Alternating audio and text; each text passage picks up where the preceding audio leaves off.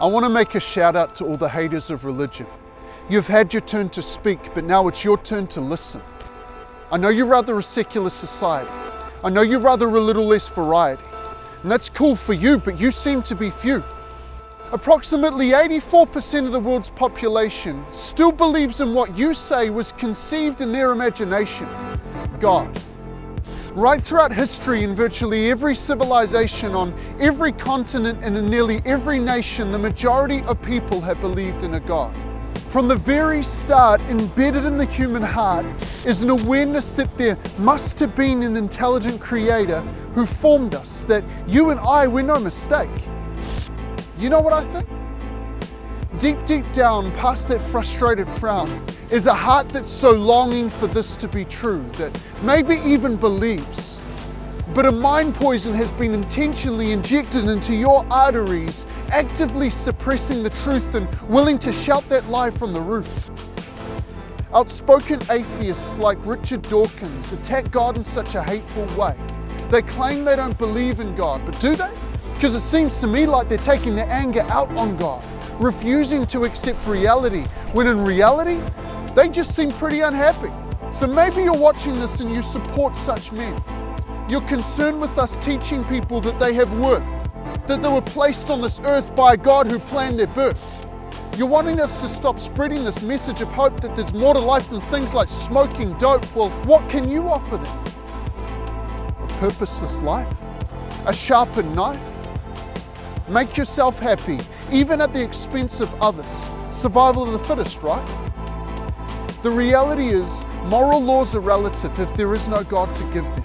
We make up our own rules. There's no such thing as sinning. Is rape okay? What about murder, lying and stealing? Because the consequence to atheism is just go with what you're feeling.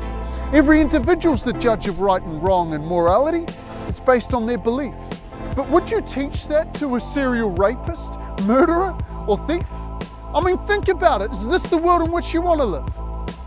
Belief in God has given this world a moral conscience. His moral laws prompted selfless acts like men and women dedicating their lives to the poor, orphanages, schools and homeless shelters, all run by believers in God, bringing health and education. He inspired their job. What turns a man from selfish gain, from the pursuit of money, woman and fame, to helping the blind, the deaf and the lame? I'm convinced that there is only one name. But selfishness seems to be at the root of your belief. Convincing yourself that there is no God to judge you, you breathe a sigh of relief. But don't, because I can guarantee you that at the end, you won't. Now, I'm not at all saying that there isn't selfish religious folk.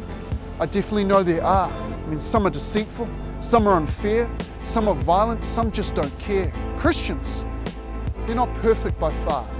But without them, the Western world wouldn't have got this far. Much of the Western world has its foundations in the Christian faith.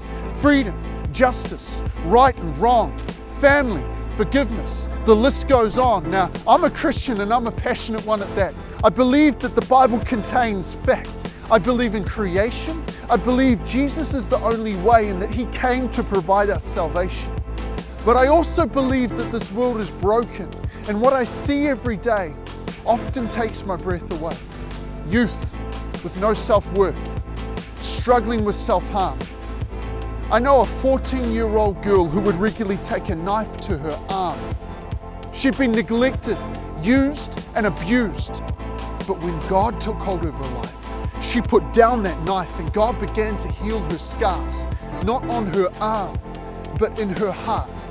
And what was once torn apart is now made new. You see, she's a $100 bill.